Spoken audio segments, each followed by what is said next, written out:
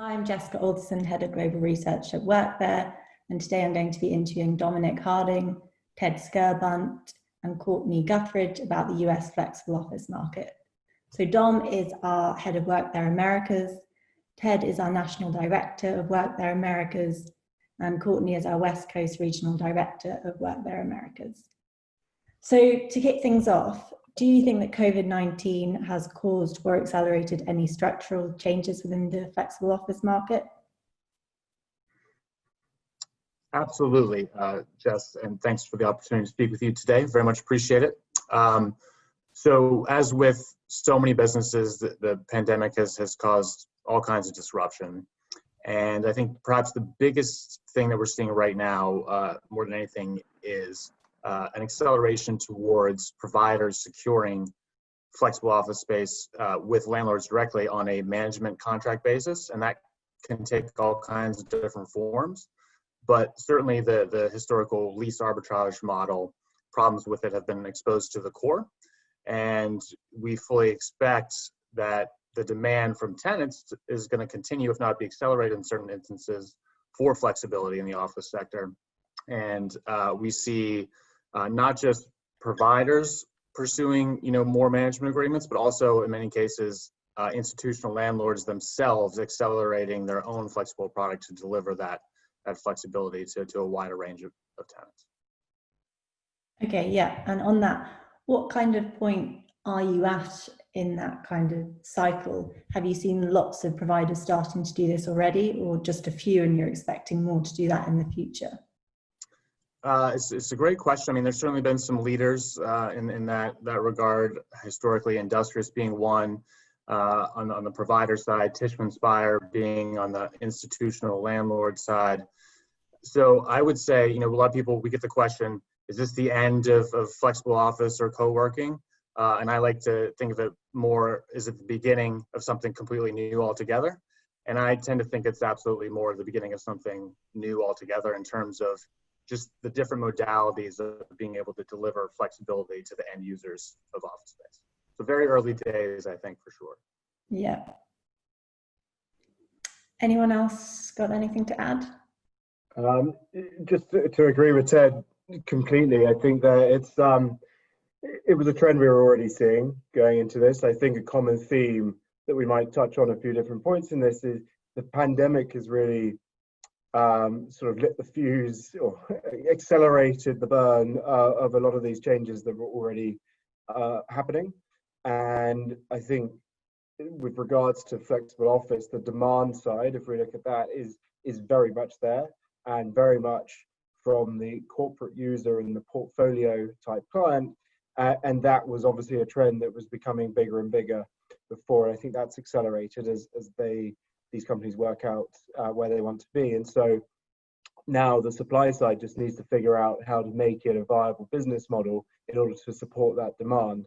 And that's through more ownership and it getting away from the arbitrage model and going down a more sort of management agreement route or a hybrid type lease, or looking at perhaps other areas of real estate like the retail world and hotel world and how they structure their agreements with their owner parties and all of the above. So absolutely, Ted's spot on the money there. I think we're going to see it continue to grow, but we're going to see the structures change as we go forward.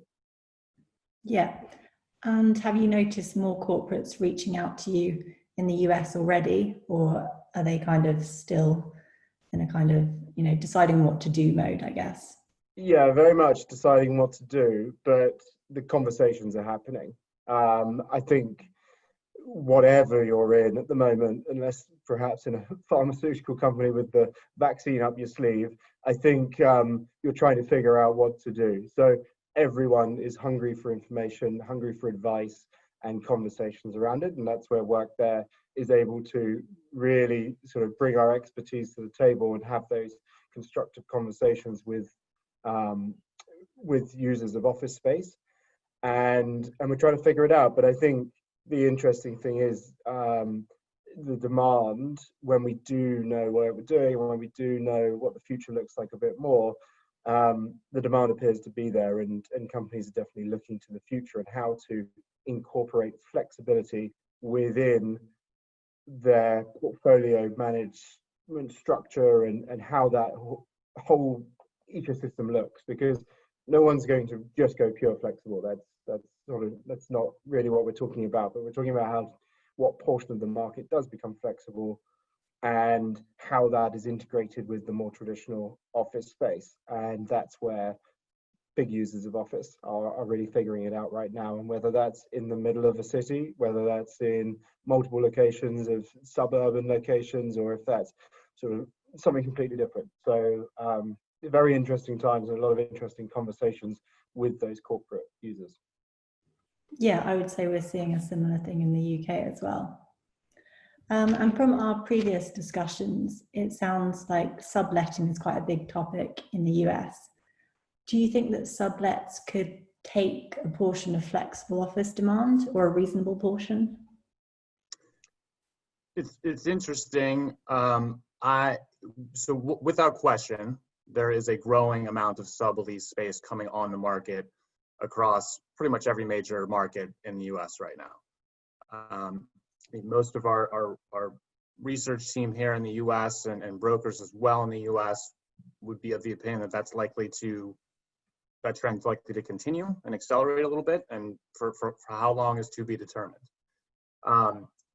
With sublets, certainly in certain instances, absolutely will be a competitive option against flexible spaces. However, you still often have, term restrictions. You still have often higher upfront security deposits that are required with sublets. You still often have term constraint, or a minimum, a term duration of 24, 36, longer terms that may be required with some of the sublet space.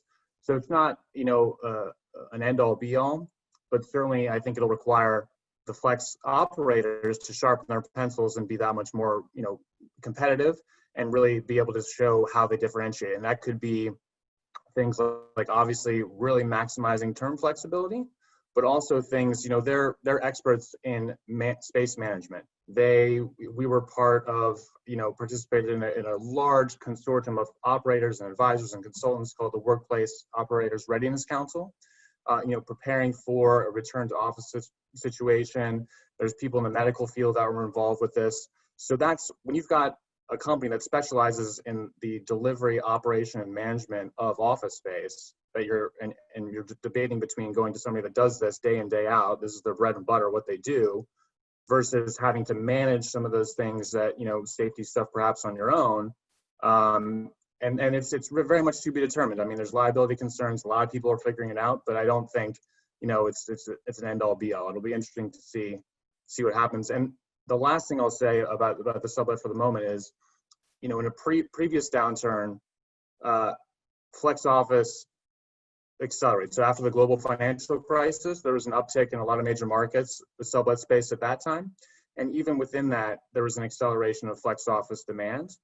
And I remember certain times at that point where, we would be listing a sublet and we would be competing against flex office. And oftentimes, if the sublet doesn't really exactly match the parameters of what, the end user is looking for, the subtenant side, it still can be difficult to get that sublease done sometimes. So certainly a challenge to be had, but we'll see how it all plays out. Yeah, it's true. So there is generally a lot less flexibility, right? So say there's 6 months left, you have to take it for 6 months, you can't extend it, that kind of thing. And yeah, as you made the point, it's quite different not having all the additional extras included as well.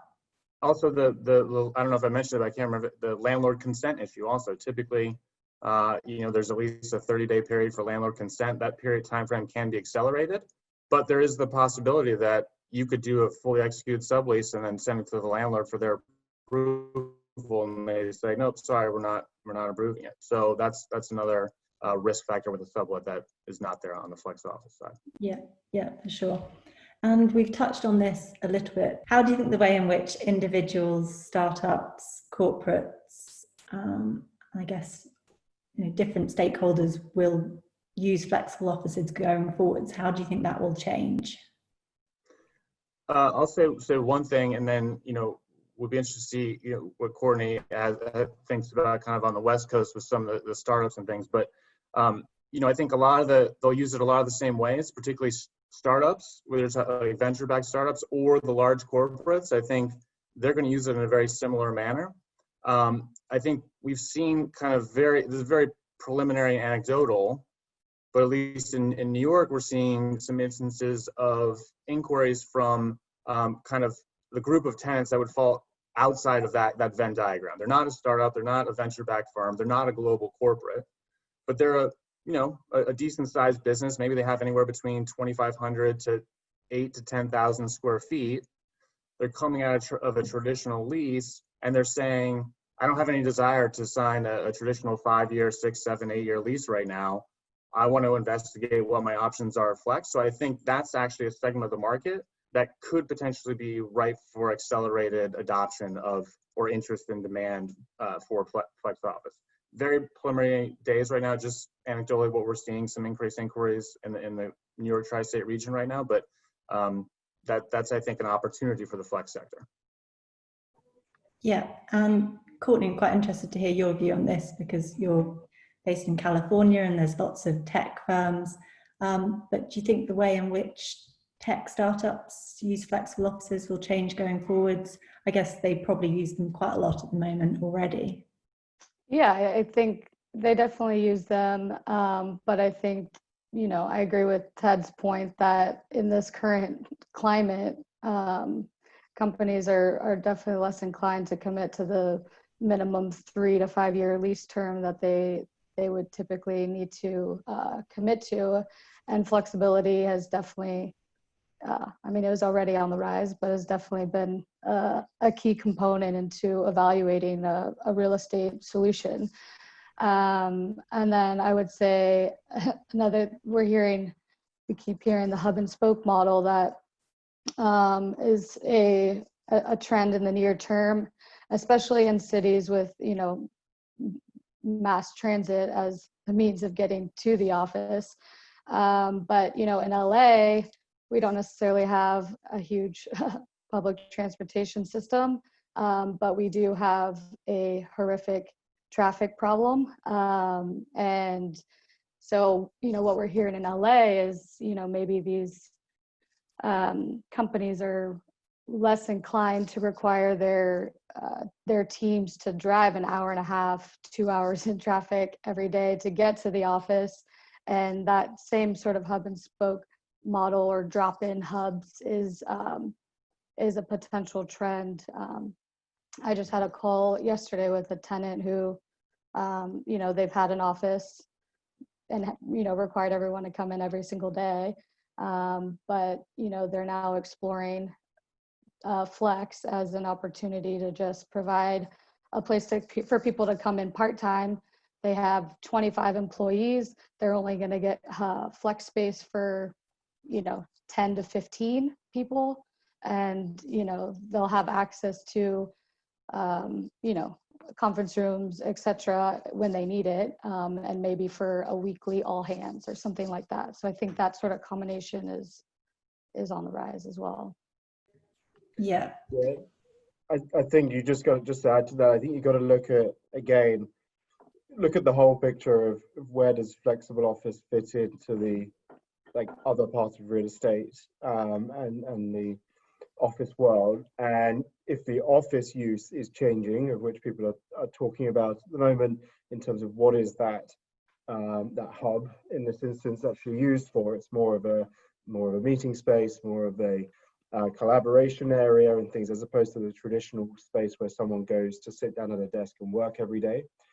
So then how do you cater for that desk to work at every day? It's probably going to be a bit closer to home. People have the tools to work remotely. And so you can start to create a network. And really the only sensible way to create a network is by outsourcing it to a third-party provider who offers that network within their own business, and they can manage the space for you. They can essentially take on a lot of the role, the facilities and HR and other elements and costs that it takes to run your business. They take on that role and responsibility themselves. And so if you start to think of it in the whole sort of picture of how a company uses real estate in general, then flexible, to me, definitely has a major and probably increasing role within that entire view. And I take that one step further when you sort of start to look at expansion into new markets and internationally and so on. It's just there's a lot of elements that are done very, very well by flexible office providers, and that is something when we look at the likes of WeWork and these other big names out there. One thing they do is deliver a really great product. We could question and talk about some of the business models, but the product itself and that delivery is generally very good, and the competition amongst them has really driven them to provide a fantastic product that most businesses, whilst they would love to be able to provide that for their staff, it's out of their reach financially, or sort of bringing in those expertise in order to deliver that physical space, and also the curation of the experience as well, is just out of a lot of businesses' reach. And when you're trying to attract talent, you need to be providing that. If Google and so on are providing that type of space, then the only way to compete is to outsource it. Yeah, Yeah, sure. just to tack on one thing to what Dom said in terms of that competition driving innovation in space management. Here in the U.S. Convene, certainly a forward-thinking flex office provider. Now they've got a location or two in London as well, as you're aware. They were on the locations in New York well before. I mean, this was last year, way before anybody had even heard of COVID or the coronavirus. They established at their 530 Fifth Avenue location a partnership with a company called Eden Health. It actually has on-site within the flexible office facility primary care services that for the first year, I believe they're still doing this, that service is included in your membership fee. So certainly at a time like this, being able to differentiate that with on-site actual primary care facilities, that's pretty key. Yeah, that's pretty special. And to finish off, how do you think the office landscape will look in 5 years' time? Who wants to take that one? I think looking at the whole ecosystem again, we're not bouncing back out of this situation tomorrow.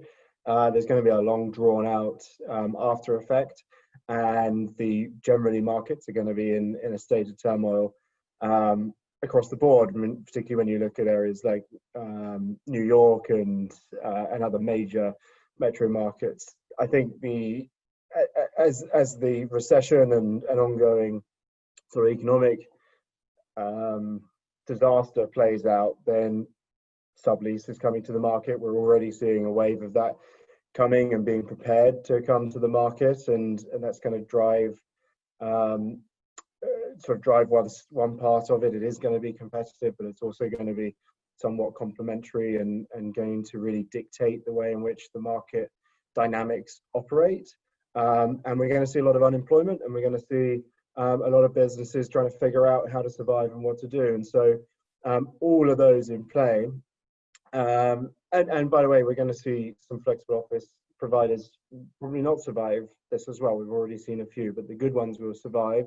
The ones with good funding, the ones with good business models and structures supporting them will survive, and there'll be some movement around that space, and we'll see more landlords come to the market. So sort of in a nutshell, there's a lot going on, and there's a lot that's going to happen. But I think ultimately the flexible office product is going to play an ever increasing role within that overall structure. And whilst it's sort of going down, we'll see it start to come back up again, as we did out of previous recessions and previous sort of bits of turmoil out there, and I think we'll come back stronger than ever. Yeah, I'd agree. I think that the flexible office sector, when I started in the industry in 2013, it was very much so a niche type of workspace that I needed to explain. And it's evolved so much to where we are now. And I think it will just continue to be a component of the overall real estate landscape, and definitely a competing asset class. Those are my thoughts. Cool. Well, yeah, thank you so much, Courtney, Ted, and Dom. It's been great chatting with you. I mean, there's some new trends, but I think sounds like a lot of the trends we talked about were already starting to happen and have now been accelerated. But yeah, we're starting to see changes, and I'm sure we've got lots more coming in the future too. So yeah, thank you very much. Thanks, Jess.